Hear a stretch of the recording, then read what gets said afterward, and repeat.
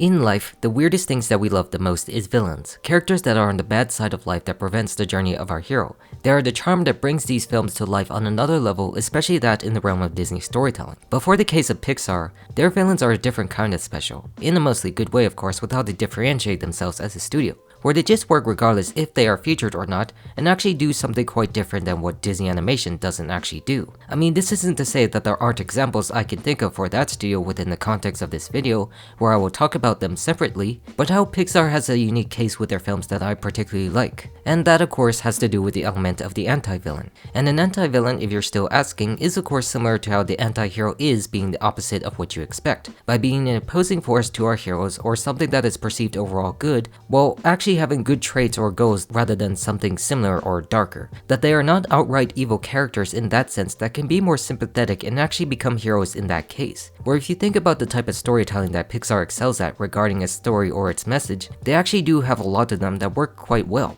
And that's what this video is trying to dive into, going back into characters that are still the main villains but actually have good intentions in some form, becoming more of an anti-villain. This is noticeable by who I'm featuring right now being Gabby Gabby from Toy Story 4, which I mentioned previously as not being a main villain in my book, where she really does fit the bill of the well-intentioned noble villain in name only, because it's still very clear from the start that she is the main antagonist of the film, doing things from having her villainous looking goons capture Forky and of course wanting Woody's voice box to have a chance at the child she wants, opposing the main heroes in that part, but still never shows traits that could be outright villainous, similar in the case of Sid, Lotso, or Stinky Pete in some way. And this works because it ties within the overall message of Toy Story with those who haven't experienced love from a child or felt neglected by that point, where someone like her clearly does not want to hurt anyone and just feels desperate for a chance that the other toys like Woody has already experienced for most of their lives. It's great because it matches what our hero is going through in their very journey and the other characters of that very film. You see this by how Woody and Gabby make a deal where she feels joyed at this choice by helping her out,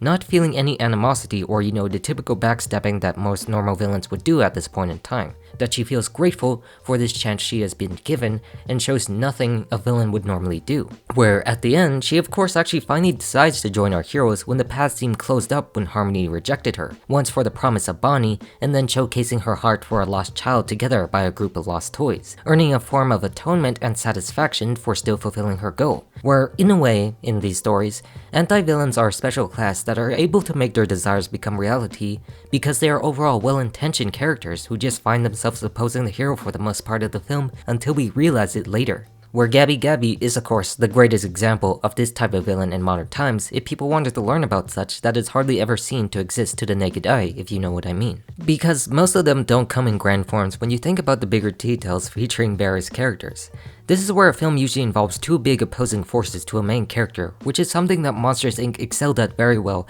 and then continued into Monsters University. Of course, this is a fact that also includes Randall in his origin story being a rival to Sully in that film, but more suited to the role of other characters like Johnny Worthington III, who is the main villain of Monsters University. Where in this sense, I'm actually referring to the fact of Dean Hardscrabble in this very story, a character who isn't even really listed as an antagonist, but has such traits against our protagonist that we love, where you understand her actions against Mike and Sully because they do endanger certain things that she upholds at the university, dismissing both of them within the SCARE program because they failed their tests and of course their previous actions, while playing into the message of the film and the belief that our heroes like Mike cannot be a scarer and how Sully is reckless disregarding the importance of studying. It's a brutal truth and a sign that her actions already do fit the anti-villain mode, going against the hero in this case unless they can win the SCARE games to prove her otherwise, that there are two opposing forces that go against each other and we must figure out if they can succeed, which of course doesn't work at the end when the truth is unveiled and she has to expel Sully right then and there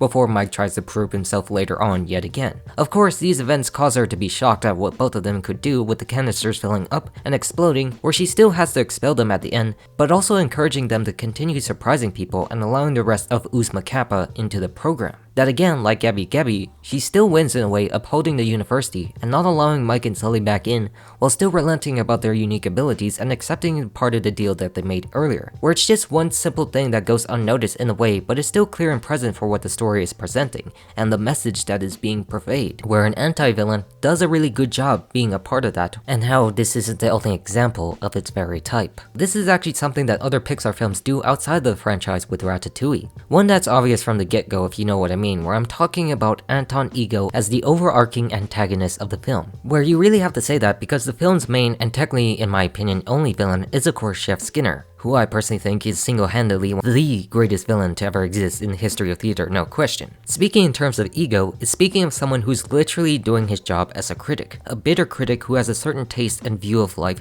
that most do accept, and how that's affected the heart of Gusteau, Remy's hero. I mean, even simply looking at his name, you can clearly see that they do build him as a villain, having the vanity as a critic with his cold exterior, but with something more when you actually see him served ratatouille later in the film. His figure is something that contradicts those who like food, but actually explained by how he loves food, having the distinct knowledge and taste for what this world entails, whether it be food or the fine wine. He is meant to challenge this notion that anyone can cook, or that Gusteau can produce great food with having a man like him that caused the restaurant to fail over the years. Where again, he still isn't a traditional villain in the sense of what Skinner is providing in that regard, but still has a personality that can contrast with the light a small rat could provide. Where once he does try the dish, it does take him way back to his roots in his mother's cooking, the simple times of life that he enjoyed as a boy. Where with Remy, he shows an ability of understanding and great change with something that actually impressed him, not actually being defeated in any way with life, but having a perspective change to who he really is. Where now he knows that not everyone can be an artist,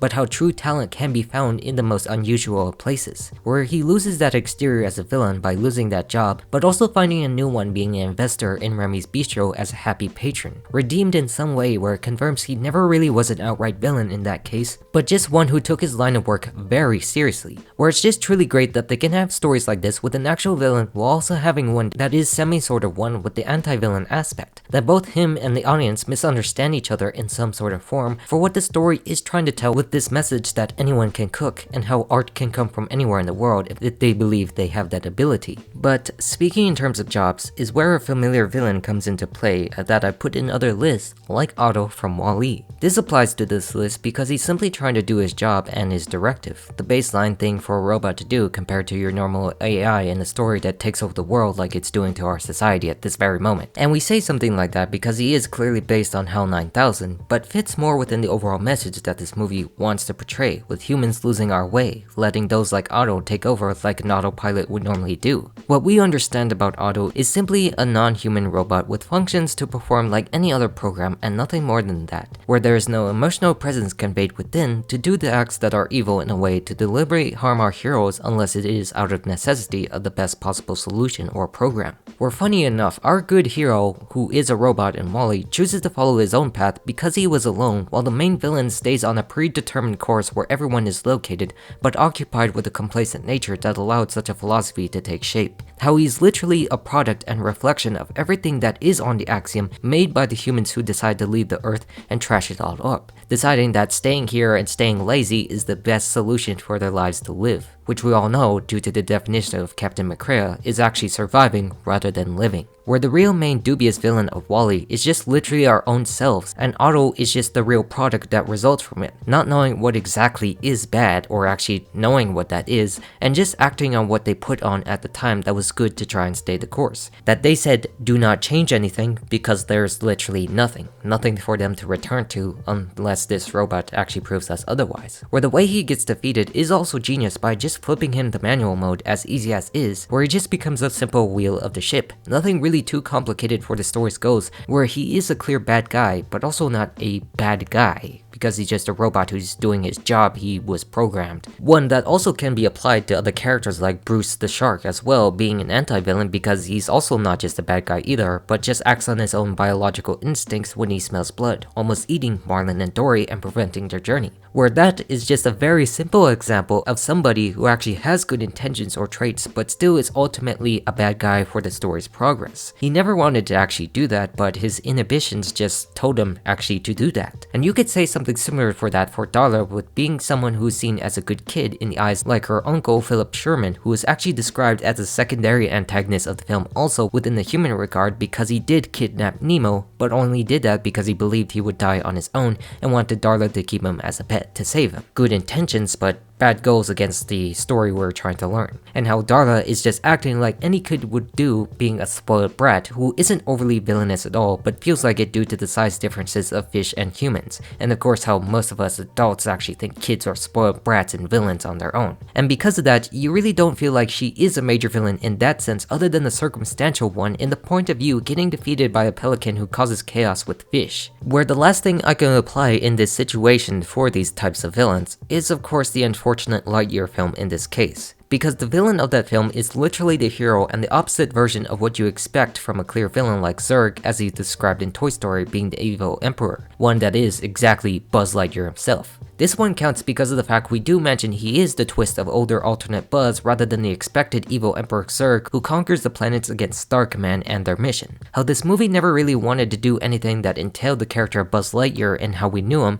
and do something that honestly felt like it was for a different original movie, and having a reflection of yourself. Where within the context of the film, you understand why it counts as an anti-villain because of the mission to get everyone home and all that jazz, where he seems happy to help his younger self and succeed in what both wanted at this very point and what they did during the beginning part of the film. He clearly never wanted to be a villain in the first place, or is just not aware of his actions because he didn't experience what Hero Buzz did in this case and committed himself to doing what the mission he wanted him to do, which made him cold to the fact that his friends had a family now where they all just grew up and settled on this new colony that they call home. Or now we have to go against him because he would erase those people who are here today, and thus justifying him as a villain in that way because Commander Burnside wanted to arrest him since he did that escape of course earlier in the film and didn't think that would happen at all, not aware of the consequences of his own actions. So in that sense, it does work really well as an anti-villain, but it's not what this character and the story should expect, knowing more as a regular villain who is named Zurg. Where sometimes, how it's shaped beforehand, anti-villains also can't work or just aren't good enough, especially from Pixar, that they can have both good and bad examples in certain situations, but mostly good ones by the ones I could find. Something unique and different than what you normally expect, or